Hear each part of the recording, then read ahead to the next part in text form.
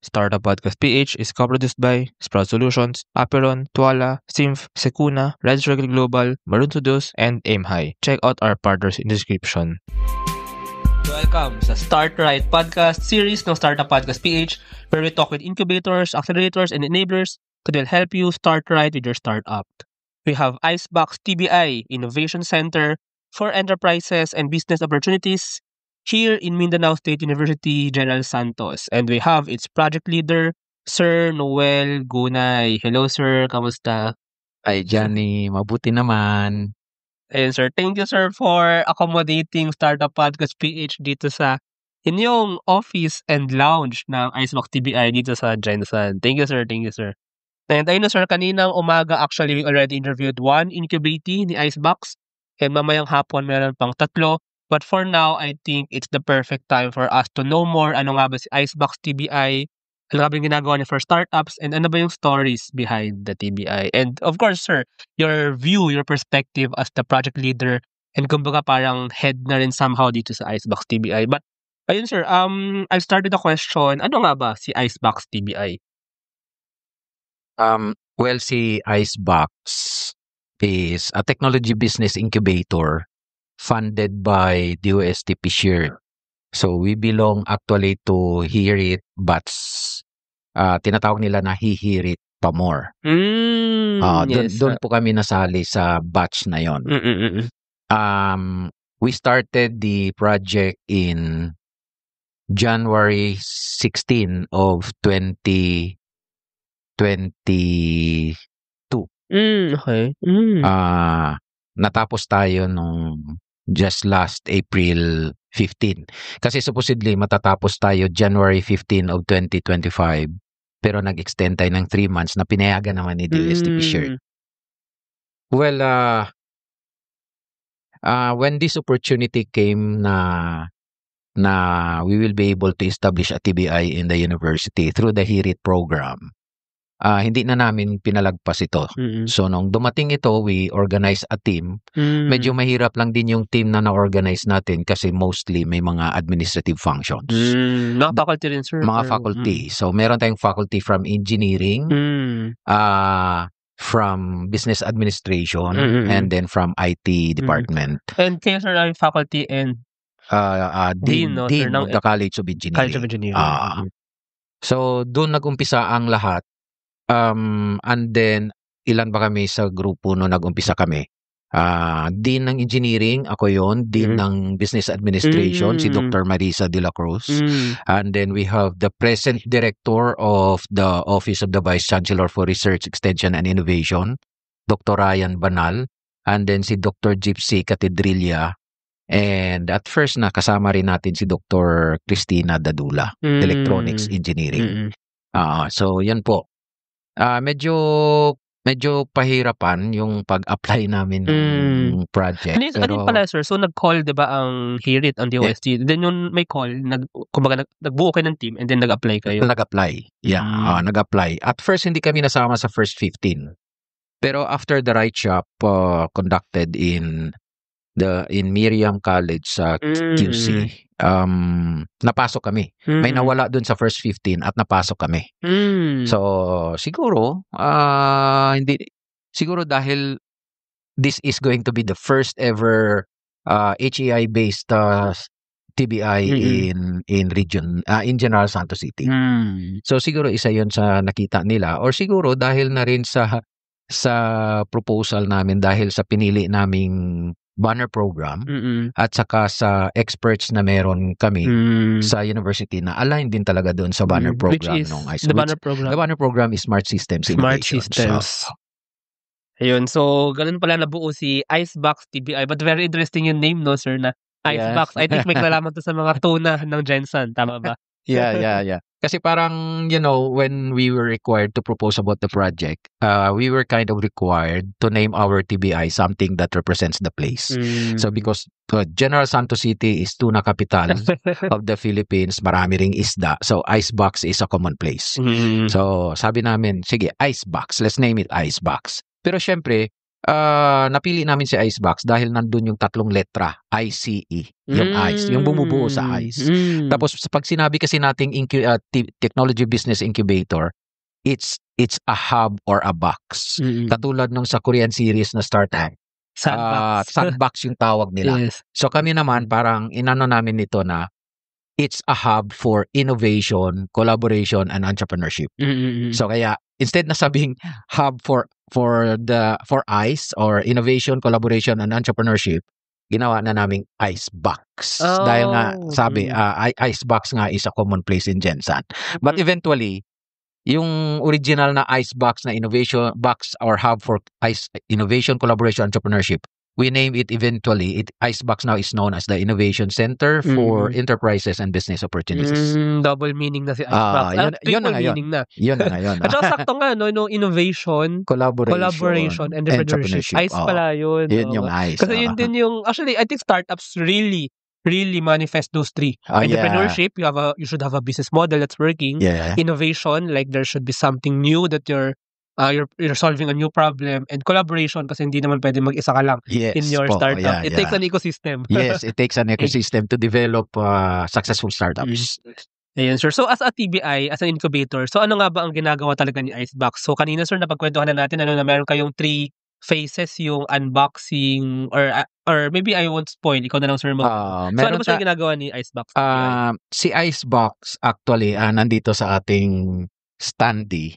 Now, what we offer is, we offer startup incubation program, and then kasama na rin syempre doon yung mentorship and technical support, also business and product development, and of course, access to Icebox facility and startup ecosystem.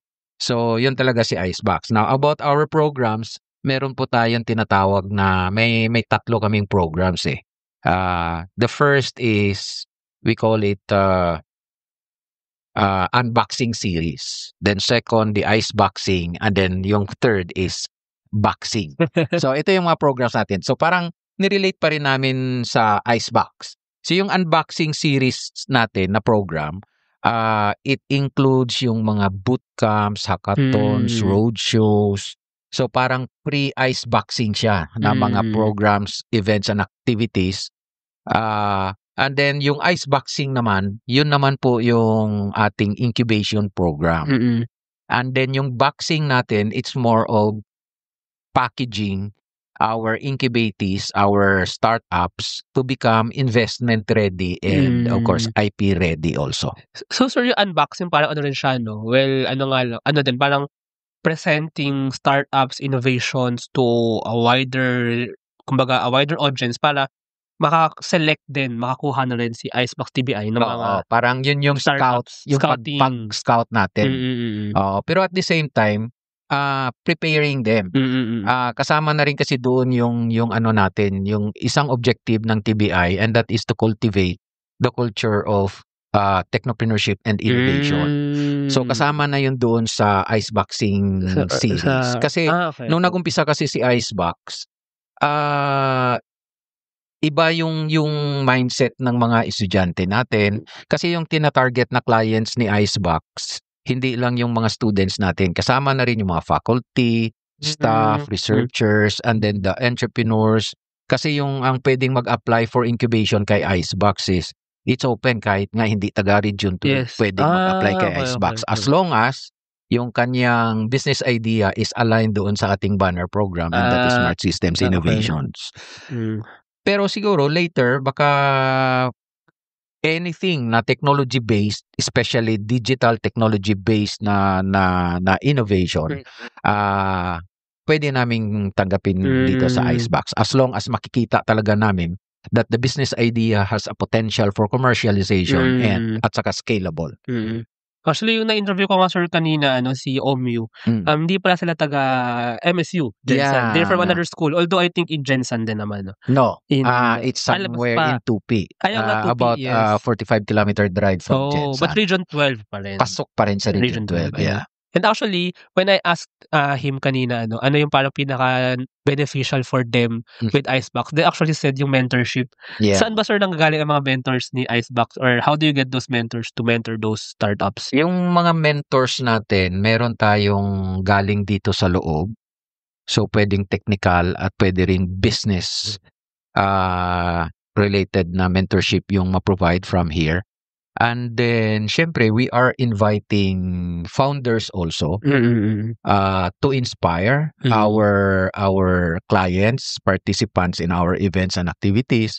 Pero ano rin, they also serve as mentors dito sa mga startups natin. At ang maganda doon is most of them they give their time and expertise for free to our incubatees. So ganon din yung kumbaga na-enjoy ni OMU. Kasi nga, alam mo naman, pag TBI, isa lang yung objective, to ensure the success of our incubatees. The success, their success to become startups. So, ini-incubate nga yung mga startups. So, talagang nurture din. Yes. Ang success ng startups ay success ng incubator. Yes po. And sir, actually, napakaganda ng kung nasaan tayo ngayon. So, sa mga nanonood ng video, nakikita na lang yung harap pa sa ngayon. Pero actually, ang ganda ng ating paligid. Maybe mag-post ako ng picture sa Facebook. May mga sofa, may parang counter. At nasa lounge pa lang tayo. And yung main na parang office ni Icebox TBI mismo ay napaka-modern. May event space, may co-working spaces, then parang may meeting room. So, ang ganda rin ng office. So, yung mga incubatees, sir, ay they can use the facilities. Yes po, and yung paggamit nila libre. Basta incubating ka ng Icebox. Pero syempre, we have some house rules kung paano. Hindi basta na pagpasok nila pwede agad. So syempre, it's a shared facility. So kailangang i-book muna nila. Kasi halimbawa, meron tayong 4 cubicles for 4 startups to use that as their office. So 4 at the same time. Pero we can accommodate as many startups as we can, pero only 4 at the same time. Ang booking niya, sir, ay per day, ganun, or per week, or per... Hindi, what I'm trying to say na kailangan i-book siya. Kasi nga, they do not own. Yes. Kumbaga hindi talaga dedicated sa kanila yon. So, kasi, at saka hindi rin naman sila araw-araw dito. So, to maximize the use of spaces and facilities, ibubook nila. So, kung kailan nila gagamitin, sila yung priority. Okay. So, ganun. Ayun. And sir, another thing na binanggit sa akin kanina ni OMU is actually kakatapos lang daw ng inyong demo day. So, kamusta ba sir yung maganda naman yung result ng demo day. Although many of the demo days yung mga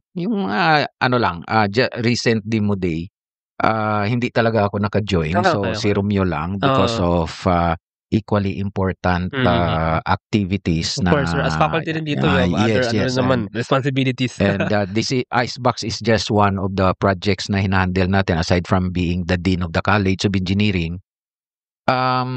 Pero there are cases na naabutan ko pa yung para to give the closing remarks and awarding and photo ops. Pero generally, nakikita ng ating mga panelists na medyo yung ating mga kasi yung mga demo days natin is mga technopreneurship classes yun. Hindi yung demo day ng mga startups natin. Din daw sila OMU. Yes.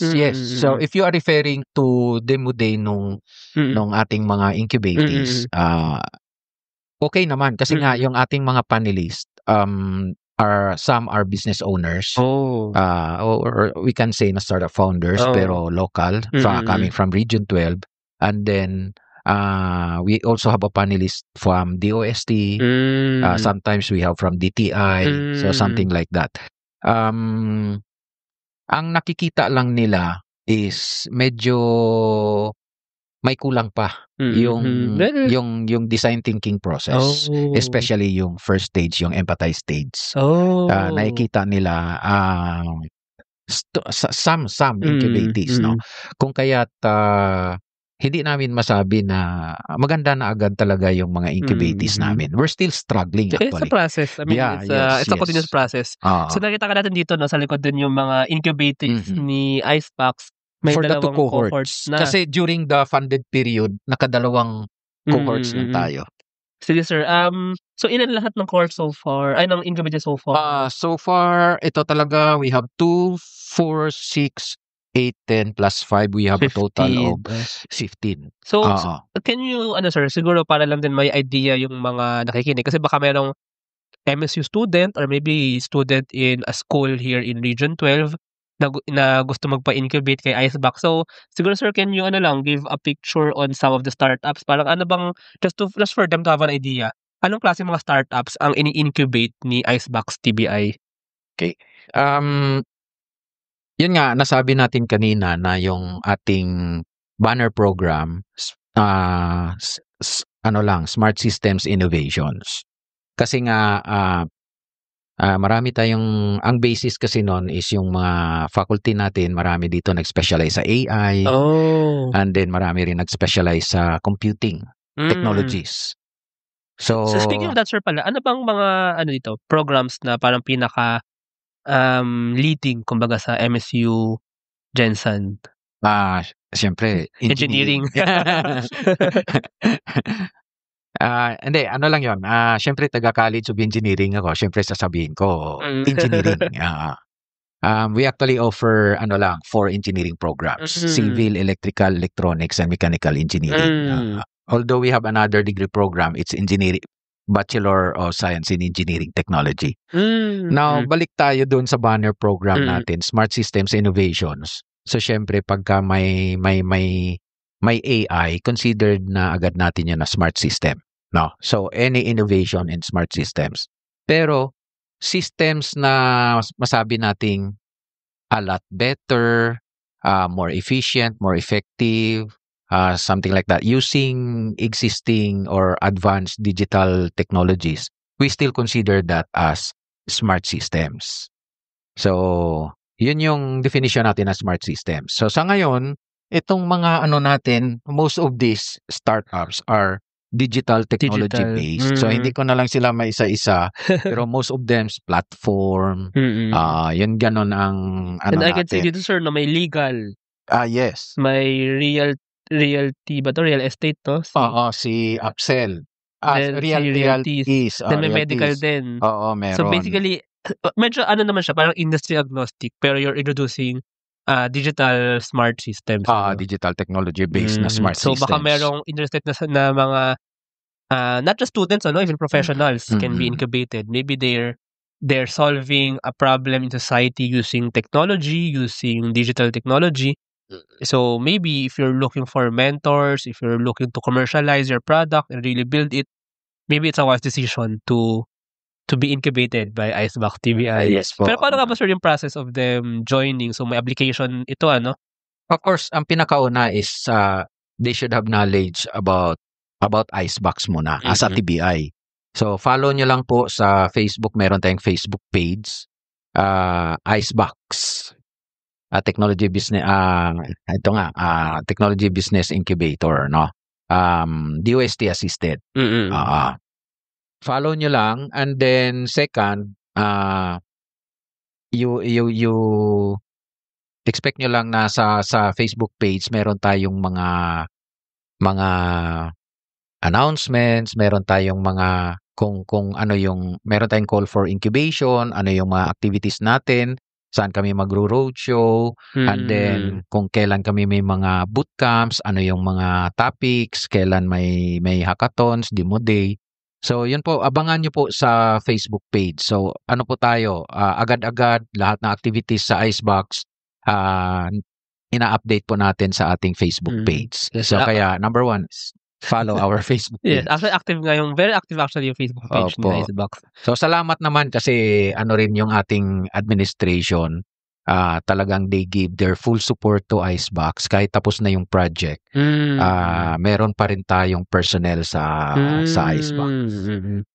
Yeah. And then, sir, if someone wants to apply, so paano nga ba sila maging and by the way, so magkakaroon ng next cohort si Icebox TBI, are you accepting more Yes startups? po, abangan nyo lang po yung next call for incubation natin. Okay. Opo. And then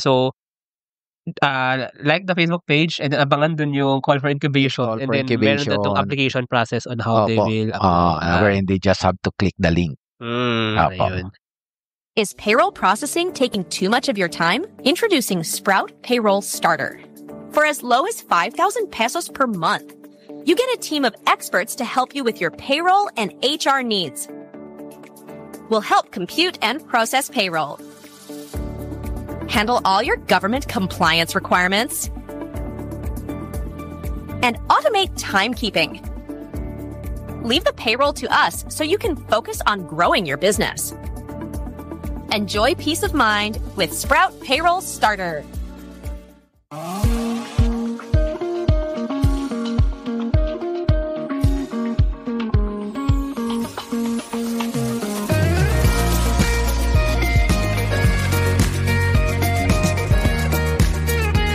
Trust the digital future with Twala. Secure and tamper-proof digital signature. Electronic notarization service. And custom AI agents for intelligent document workflows. Visit twala.io to learn more. In today's digital world, your organization needs more than just technology. It needs a strategic partner. At Symph, we build web and mobile apps that drive innovation for startups, enterprises, and organizations worldwide. Visit symph.co today. Protect your assets from bugs before bad hackers exploit them. And launch your products seamlessly with Sukuna, your trusted partner in cybersecurity. Receive reports in real time and work with security experts to find bugs in your products before others do. Let's make your security our priority. Running a business? Make it smarter with Red Circle Global. Streamline operations, boost productivity, and manage everything in one powerful ERP system. Book your free business demo today at redcircleglobal.com. Guided by one of our top experts. Ayun. Can we go back, sir, dun sa story ni Icebox TBI? Kasi I'm also curious and I believe most of our audience also want to know na for me kasi TBIs and incubators are also like startups to be honest kasi you really build them from scratch and meron din siyang model naman And you mentioned kanina nga, sir, na nung nagkaroon ng call for si Hirit for incubator application, so nag-apply kayo for that funding. Pero sir, I'm also thinking, I believe na parang deep inside the team, meron, yung parang talaga motivation to really have a TBI here in MSU Jensen? Kasi I mean, there's a call, pero ano yung talagang reason nyo to build something here?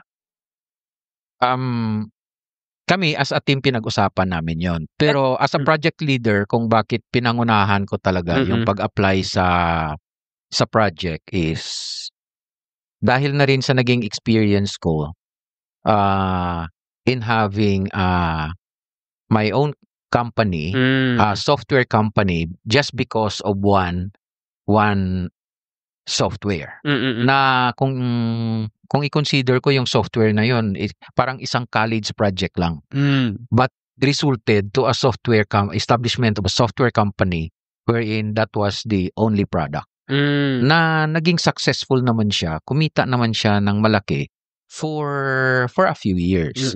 Nangyari lang is biglang nagbago yung landscape. That and we're not able to adapt to the changing demands, no? At saka yung pagbabago nung sistema na kung saan pwede kaming kumita. In fact, yung software na yon, I brought that to Taipei. Ito yung naging entry namin during the World Cup of Computer Implemented Invention.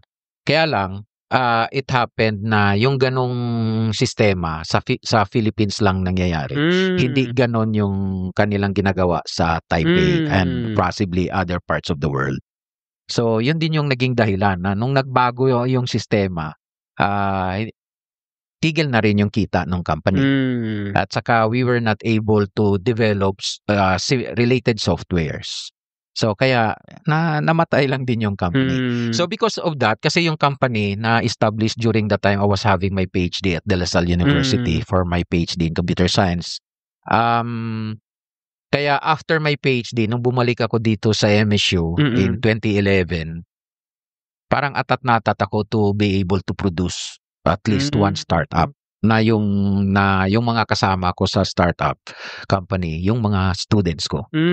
Kaya lang, dumating na lang until yung application dito sa TBI under the HIRIT program of the USTP Shared, I was not able to develop. And it was only after we were trained in the HIRIT program na I came to understand kung bakit hindi pala ganon kadali na mag-establish na isang startup. Doon ko na-realize that it actually takes an ecosystem to develop successful startups. So doon ko lang na-realize. Speaking of that, sir, I'm also, kasi kakarating ko lang dito sa Jensen, in your thoughts, in your opinion, or parang in your view, kamusta na nga ba, sir, yung parang startup ecosystem or parang innovation ecosystem, maybe like the innovation culture, innovation thinking, acceptance, reception ng mga tao dito sa maybe sa Jensen or maybe sa Region 12. What do you think about that, sir? Okay. Within the university muna. Umpisahan natin sa university. Sa university, medyo nag-uumpisa pa lang. Mag-uumpisa pa lang. Sabihin nating nasa awareness period pa lang tayo. Although merong mga engineering students dito, classes dito, may technopreneurship din. Pero iba pa rin talagang parang you become a startup founder or you become an innovator. Kasi may innovation, you introduce something new or you solve a new problem and you're also, kumbaga dapat, nakatingin ka sa commercialization or making that product that you did sustainable, right, no, sir? So, yun. So, parang nasa ang stage ang ngayon, thinking dito. Yung ecosystem, yung at least here in the university. In the university, yun nga, sabi ko, parang nag-uumpisa pa lang sila na maging aware. Nag-uumpisa pa lang silang, although matagal na yung mga R&D natin dito, naman talaga siya is into problem solving naman talaga siya. Pero yung concept kasi ng innovation, I have attended one roadshow of the DTI in which one LaSalle professor in the person of Dr. Alvin Colaba, he defined the term innovation as a new idea for value and wealth creation. So, yun talaga. So, ibig sabihin, kasama talaga si wealth creation. So, ibig sabihin, if you are solving a problem at wala naman palang potential for commercialization yung solution mo, we don't consider that as an innovation. It's just a solution. So, dapat kasama talaga si wealth creation. Kasi nga, when we talk of startups kasi is, hindi talaga maiwasan na, sabihin na lang, hindi naman sa parang kampera tayo na yun lang yung tinitingnan natin. That's why we're establishing a startup. Pero dapat kasama na talaga yun. Yes. Sa umpisa pa lang. Kasi halimbawa, pwedeng sa university, sa isang university, not necessarily sa MSU, pwedeng ang dami nating mga R&D na mga outputs, marami na tayong mga intellectual properties na na-develop, pero wala namang na-commercialize or kukunti lang yung na-commercialize. So, kaya kumbaga I think it's high time na sa umpisa pa lang when we do R&D, dapat yung commercialization and potential to scale ng ating mga R&D initiatives dapat na consider na sa umpisa pa lang. Yes, actually that's true. Tsaka siguro just to add lang there then, kasi wealth creation does not mean nga pera-pera lang. Yes. It also means na may magbabayad. A customer is willing to pay for the value that kasi you provide. Yes, kasi I mean, if you can invent something pero no one is willing to like pay naman or parang to kumbaga or parang that means there's no value for them, diba? So walang value. That's also how you find value if someone is willing to pay for that solution. So and that becomes the innovation. Kasi marami talaga na nag-umpisa na ginawa muna nila and then later nung nilabas na nila, ayaw naman pala yung na-identify nila na target customers kasi hindi talaga nila kinuha kung ano talaga yung need nila or hindi rin nila kinuha kung ano talaga yung problem nila. Either hindi match yung solution dun sa problem or yung product market walang product market fit. Yes, or kumbaga the price is not worth it, diba? Ayun. Pwede. Tapos meron naman palang competing product na although medyo kulang pa sa Sa features na hinahanap ng target customers, pero para sa kanila, okay na yon kaysa yung yes, propose mo. yes, Parang oo. ganon. Yeah, I think that's really innovation. Ah, So how about naman sir sa ano? I mean, in a larger, maybe beyond university, Jensen. okay, startup ecosystem. We just applied for reseed. So, siguro mga mag 1 year na. More than 1 year na. And then we are applying for reseed 2. Yung reseed kasi it's about the startup ecosystem, establishing a consortium, no? A consortium of startup enablers. In Region 12. 12. Oo. I see. So, syempre kasama na doon yung mga of course lead agencies ng government, kasama rin yung mga TBIs, kasama yung mga HEIs, higher education institutions, at kasama rin natin yung mga startups, syempre, startups, LGUs, kasama natin. Especially yung mga ano nila, ano yan, yung basta LGUs, maybe their innovation office, may mga ganun na ba sila? yung related sa ano nila, financial and investment Okay. ng mga LGUs. Sa bagay, for investment. Oo. Kasi nga, syempre, when we say startup, a startup, it should generate jobs and invite investments. Parang ganon. So, yun yung isang maganda, no? And then, yung ano talaga, yung mga Chamber of Commerce. So, member din yun ng consortium na yun. So, we are at the stage na ini-establish namin ito. I see. So, sa ngayon, tapos na ang meron na kaming roadmap. No, meron na kaming roadmap for that ecosystem. Kaya nag-apply kami for Reseed 2. And that will be for the next 2 years para talaga fully establish yung startup ecosystem ng Region 12. Nag-build na pala ng consortium dito sa Region 12. Ang counterpart nito, the name of our consortium is SICAD-SOX. While doon sa Western Visayas, they call it UMWAD. Sa Davao yung ideas. Yes. So, yan yung mga counterpart ng startup consortium natin. I see. Tsaka I believe consortiums like this are really powerful kasi nakakonect ng buong ecosystem. Tsaka share ko lang, sir, when I went to Iloilo, nag-interview din ako dun eh.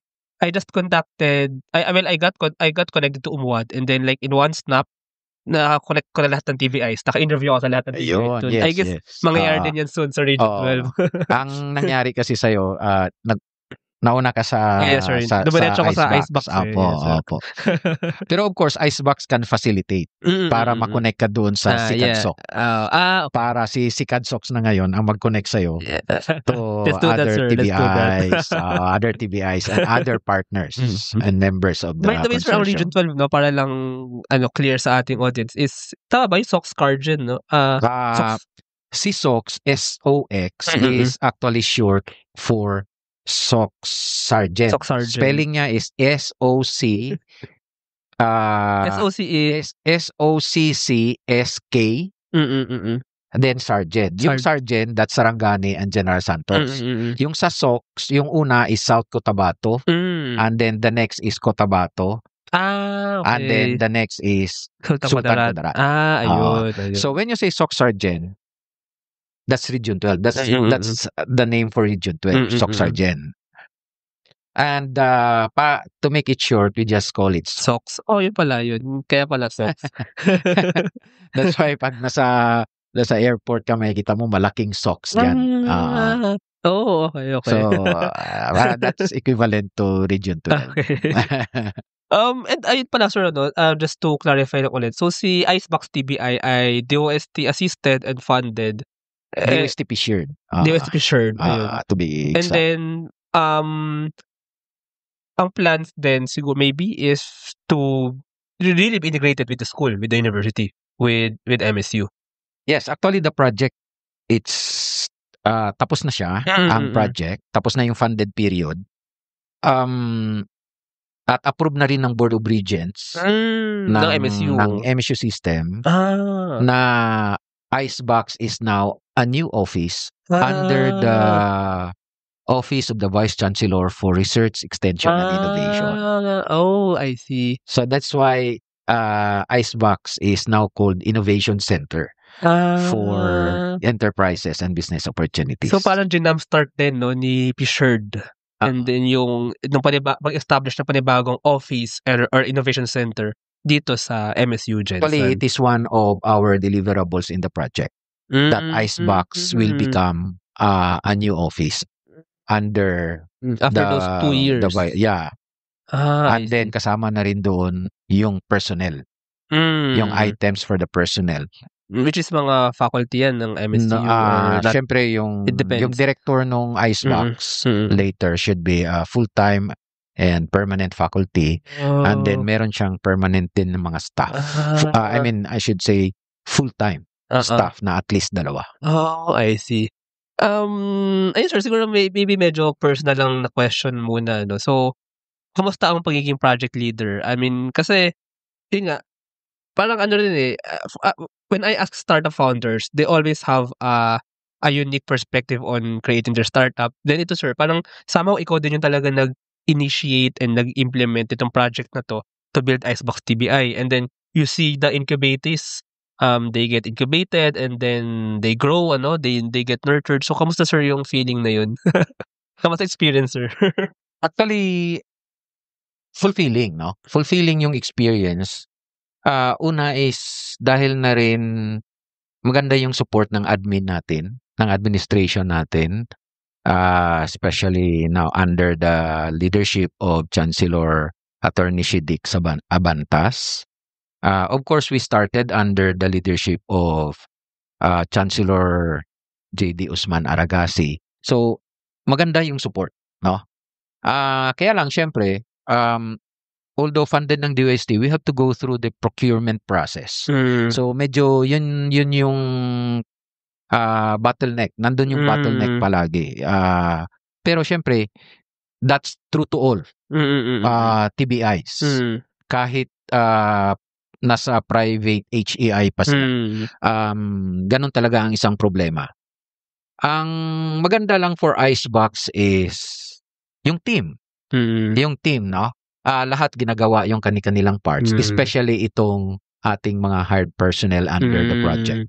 Shout out to Sir Romeo. Kay Romeo. And of course, yung sa mga personnel natin na kahit nag-resign na sila dahil nag-iba yung priorities nila, pero somehow malaki yung naging contribution nila kung ano na si Icebox ngayon. So as a project leader, masaya na nakakapagod. Lalo pa I'm also serving as the Dean of the College of Engineering. Dami yung work, sir. And then I have another project na yung Metals and Engineering Innovation Center. Funded naman ni DOST. DOST P-shared pero under the project kasi siya ni DOST MIRDC. And then I also have another funded project by DOST 12.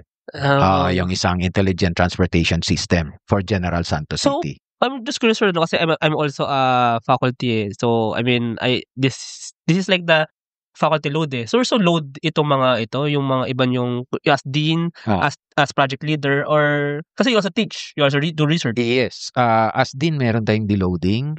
Pag project leader ka, meron ka ring deloading. Tapos meron ka ring honorarium sa project. Kaya lang, pagka nagkasabay-sabay na yon, medyo meron kang, kung sa other schools, deloaded sila. Kaya lang ito kasi, nagsabay-sabay yung mga projects. So there are some deloadings na hindi mo na talaga na-enjoy. But that's okay with us.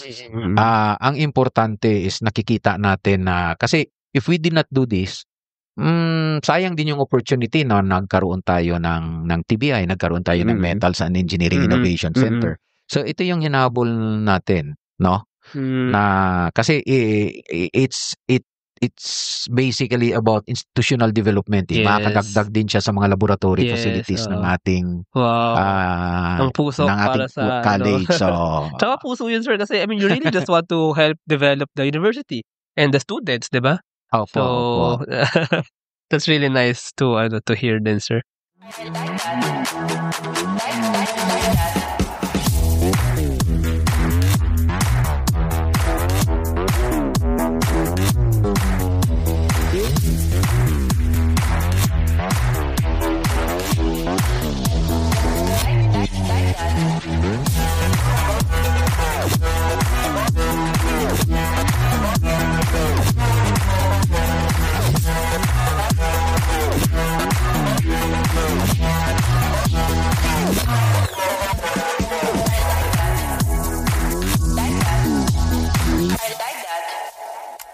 Introducing Aim High. Smarter construction management starts here.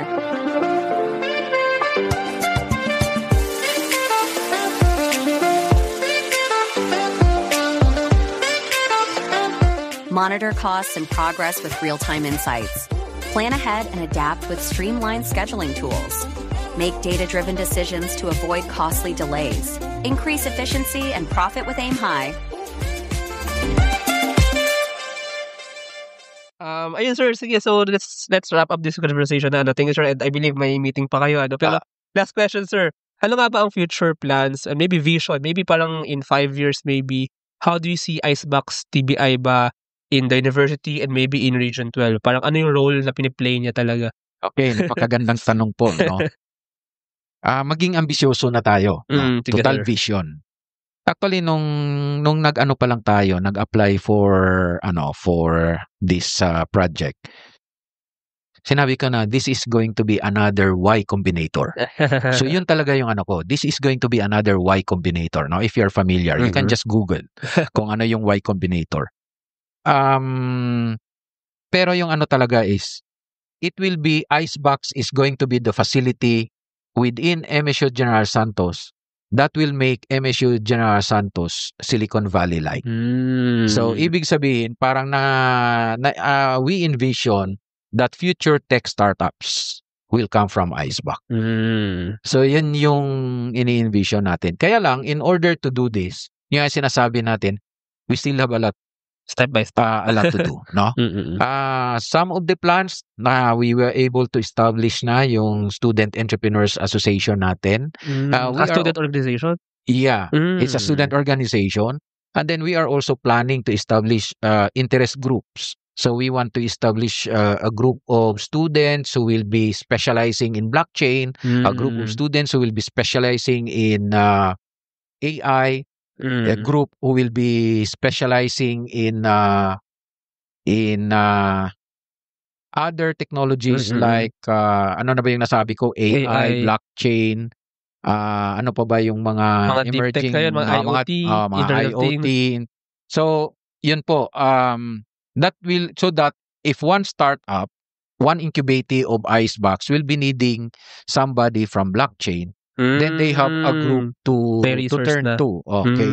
So, para madali lang nila mabuo yung kanilang yung kanilang team. Pero syempre, on the business side of startups, meron naman po tayong College of Business Administration. So, they can team up with the students coming from the business side. So, parang yun. Kaya lang, we want to focus more on the various technologies. Parang gusto natin na kasi halimbawa, yung isa is yung about ethical hacking. Meron din tayong grupo na mag-focus din sa ethical hacking. So, yun yung ano natin. So, we want to see, parang kumbaga sa ano is, these interest groups, when you come to Icebox, parang we expect na when you come to Icebox, when these people come to Icebox, they go there to discuss about ideas. Preferably business ideas that should lead to startup ideas. So, parang yun yung ini-expect natin. Oh, that's super interesting. Parang siyang malaking laboratory and incubation space nga na Innovation hub where kumbaga great ideas will start forming and then dun din siya actually mabibuild. And siguro ano ko lang din sir, di ko mapakita yung itsura ng ating office pero actually napakaganda niya. Parang siyang yung parang sandbox style nga na ito actually this is just one part of Icebox na ginawa natin para sa ating mga faculty. Para aside from the faculty room, if they want to discuss about ideas, they come here. Beanbags pa nga tayo sir para no. I mean if you have a relaxed body, your mind can be more creative no? At least na enhance ang creativity and innovation thinking nga ng mga not just students but also the faculty. So meron for faculty and meron din for students na may co-working space, event space, meeting and actually room. sir, I like the colors very much. White yung very clean white pero blue and orange actually. Dark blue yung beanbag and then orange yung yung pillows. Para siyang color talaga ng creative technology, yung parang ganung spirit So kuwang-kuwa. Ang ganda actually. So, sana nga makapunta kayo dito sa sa space office ng Icebox CBI. Thank you nga pala, so, ayun. Johnny. No? Thank you for this opportunity. Actually, this is the first time that I'm na napagsalita mo ako live, no? Kaya sabi ko kanina, wag na tayo mag-live. Pero salamat, no? Whatever it is. Pero salamat for this opportunity. Parang opportunity na rin ito, yung podcast mo, na maipaalam natin sa viewers natin sa ngayon and future viewers ni Startup Podcast PH, no? Salamat na parang ma-market na rin, no? Nang libre. Yes. Si Icebox. So thank you for this Thank you opportunity. din, sir. Thank you din, sir. And thank you rin, syempre, sa pag-welcome sa amin dito sa Gen. Of course, this is not your first time in Gensan. This is my first time, sir. Ganun ba? Yes, sir. Oh, yes, sir. I mean, this is my first time and I will still be back here many times for sure. Thank you. Enjoy. Ayun, sir.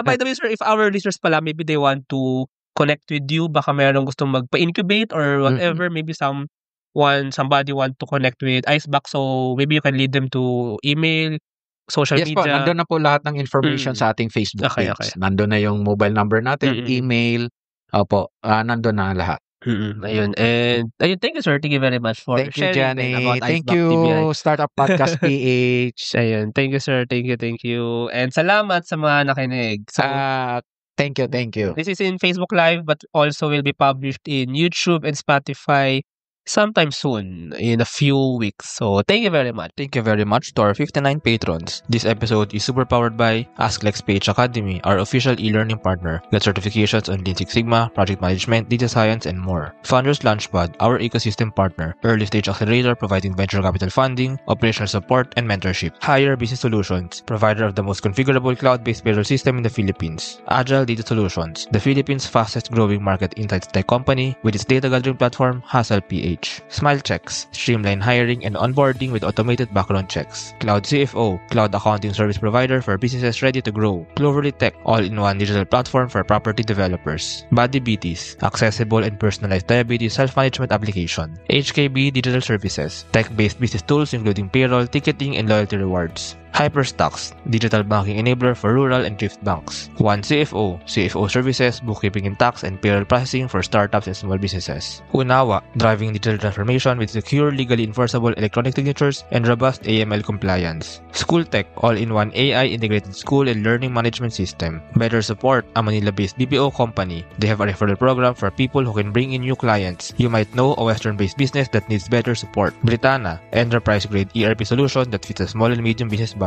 Wonder Brand, data science-driven brand strategy and design for emerging markets. Drive Manila, Philippines' largest peer-to-peer car rental community. East Point Business Outsourcing Services, one-stop shop for streamlined business solutions for MSMEs such as business registration, bookkeeping, and more. Doon, Philippines' first fully insured peer-to-peer car-sharing marketplace. DiviCode Technologies Incorporated, ID Solutions specializing in software development, blockchain smart contracts, digital wallets, and cybersecurity. Looking for buy and sell online with Sigurado sellers. NutriCoach, personalized nutrition and weight loss programs for you. This episode is powered by Lablog, Sugbudok, JIA Engineering Solutions, Algacon Aquafeeds, 1ALJ, Grey Wolf Technologies Philippines, Pareto Consulting, Jure.ph, Big Giant Games, Pahatid PH, Wasteless PH, Tech Tribe, Yay, Uplift Code Camp, Board Prep, Dohey Philippines, Edfolio, Hive Rooms, Kazam, CodeCham, Sirius MD. Support the podcast through the links in the description.